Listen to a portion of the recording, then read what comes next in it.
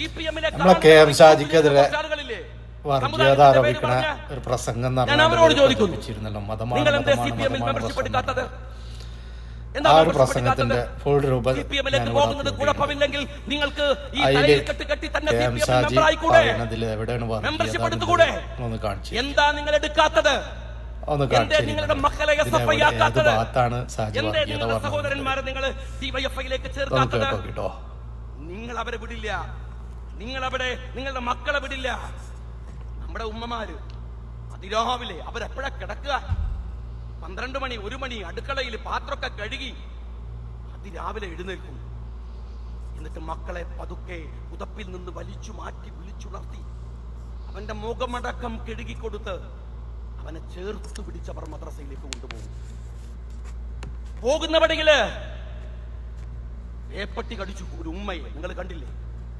എന്തെല്ലാം ബുദ്ധിമുട്ടുമാർ ഈ ഉമ്മമാർക്കുണ്ട്. എന്തിനാ ഈ മദ്രസയിലേക്ക് വിടുന്നത്? ദീനു പഠിക്കാൻ അല്ല, അതുമാത്രമല്ല അതുവഴി നല്ല മനുഷ്യരായി വളരാൻ. ആ കുട്ടികളാണോ SFI ആവേണ്ടത്? നിങ്ങൾ പറ. ആ കുട്ടികളാണോ SFI ആവേണ്ടത്? അവരെയാണോ SFI പിന്നീട് പോയി ചേരേണ്ടത്? അവരാണോ? പള്ളിയല്ല പണിയണം, പള്ളിക്കൂടം 1000 പണിയണം.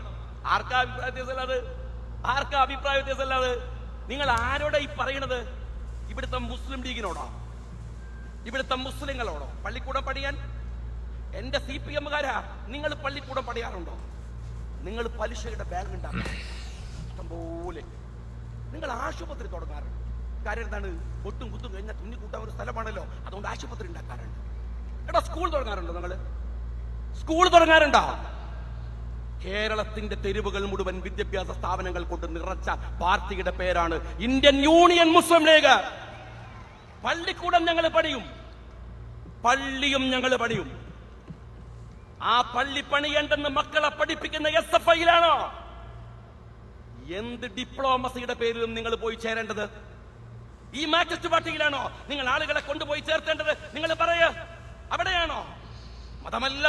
മതമല്ല പ്രശ്നം. എന്നാ കേട്ടോ, ഞങ്ങൾക്ക് മതമാണ് പ്രശ്നം. അത് ഞങ്ങളുടെ ഐഡന്റിറ്റിയാണ്. ബാക്കി എല്ലാവർക്കും മതാവല്ലേ, ബാക്കി എല്ലാവർക്കും അവന്റെ സ്വത്വബോധമാവാം.